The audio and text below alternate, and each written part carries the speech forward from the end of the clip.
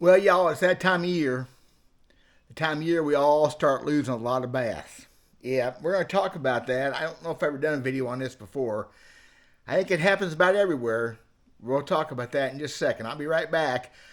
Old school stuff right here, I promise.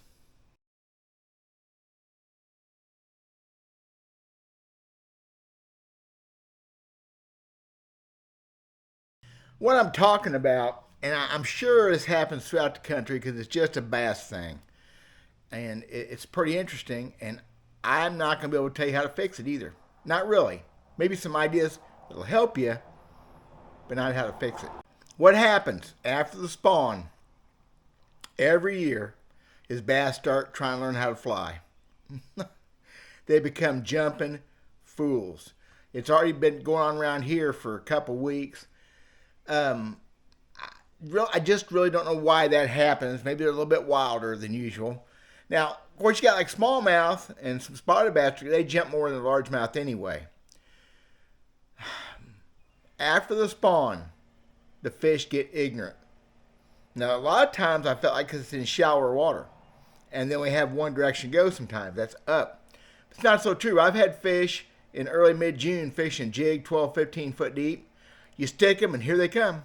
I mean, just you, clear water, you can watch them. They're just coming up.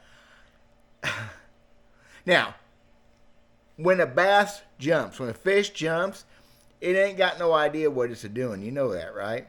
They don't know that's air up there. That's a whole different environment. They don't have a clue. They're just swimming fast. They don't jump on purpose to throw a bait. I don't never believe a bass is that good. I've seen bass do some weird things, but they don't. Jumping is just, that's where they end up.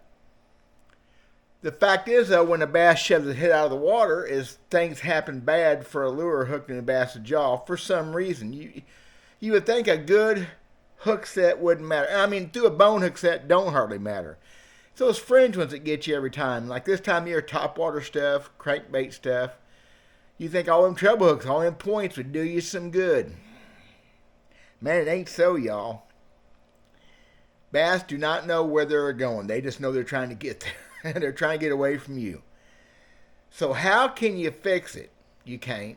I don't think. I mean, bass jump any time of year. I had bass this last winter jump more than usual in 40-something degree water. And I lost a few because of it. There are things you can do to help, though. We'll talk about that. Maybe I can help you guys. You guys get a chance, you might check out that SolarBait link in my description. I appreciate it. They got a Father's Day sale going on right now. It's a good sale. There's a chance for you to get a free pair of glasses. All you have to do is spend $98. You get free glasses. Please check it out. Use my promo code, also in the description, to get you some free shipping. Excellent sunglasses. So proud to be part of that deal. I bet you'll like them too. I bet. The number one secret to not losing bass, jumping or otherwise, is sharp hooks. And I see so few people that make an extra attempt to get their hook sharp. If you're in a tournament and you're throwing a crankbait or something where you're banging into stuff and you're not sharpening your hooks or changing your hooks every, it depends on the situation, but every half hour to an hour, you're going to lose fish. And when they start jumping and shaking and doing that stupid stuff, flinging baits, it's even worse. So that's the one thing I can guarantee you definitively will help is a sharper hook than usual. And just because the bait's brand new don't necessarily mean the hooks are sharp enough. Yeah, check them. If they can't grab your thumbnail or grab your fingernail, and I know people are scared to do that, just touch it and try to drag it. Don't poke it in there. Put a half pound of pressure on it and try to drag it. If they don't catch, it ain't sharp enough. Okay?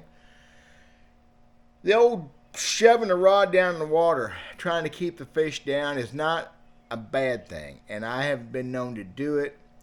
However, what I decided was shoving it down deep in the water puts you out of control with your rod angle, the attitude towards the fish, and that causes issues too. So I don't hardly do that.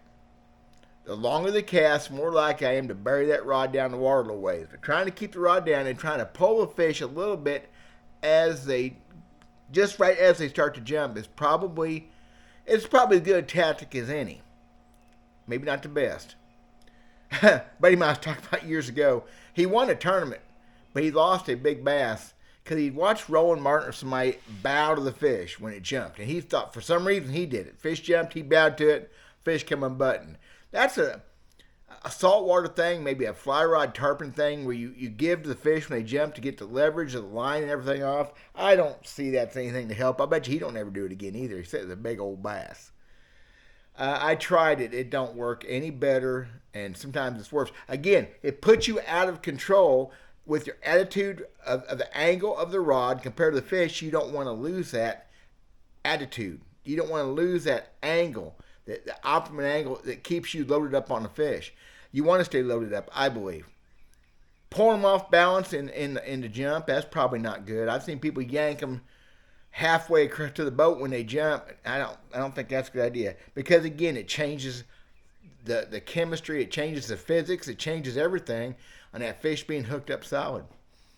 I wish I could tell you that helps, but I don't see. I think it makes, that's one thing that probably makes it worse. One thing everybody can do, and it's hard to do, it's a conscious effort you have to make, is to be on top of the situation when the fish does bite. We all get caught by surprise. I always feel stupid when I do, because you'd never be, I'm trying to catch a fish, why would I be surprised when one bites? Especially like close to the boat. I very much watch my bait to the rod tip, because I'm surprised at the end. You can get them, a lot more of them anyway, if you stay on top of it. You also can learn to give to them, so when they come flying out of the water, maybe you have a better chance with them, maybe. Staying on top of the angle, the situation, the bait, where it's at according to the cover, the boat dock, whatever kind of bait you're throwing, a treble hook bait, a single hook bait. Some of that, staying on top of it, being aware of the situation and your surroundings can help. And always being prepared for that last second jump, because that last one's what gets you so many times, isn't it? Okay, so maybe not a great video, but one that people seem to get surprised by this every year. So this may be a video that'll help some folks that maybe are newer. Some of my guys aren't newer. Y'all have seen this, and fish go belligerent, crazy, start jumping, and giving your bait back to you a little bit early. We call it early release. Sometimes that's okay. Not very often is that okay. So I'm in my restaurant, been cleaning. I've got wet shirt. I've got my I don't care shirt, one of them. I been degreasing the fryer, the hood, the filters. Oh, lovely. It's a pretty nice day. I still don't have my boat back, so I'm working in the bait shop. Hey, what do you think of this? Would this catch fish? I'm going to bring this in. Look at that. What is that? Oh, look at that crawdad. Isn't that wonderful? You know how to catch fish, right? How about now? What do you think of that?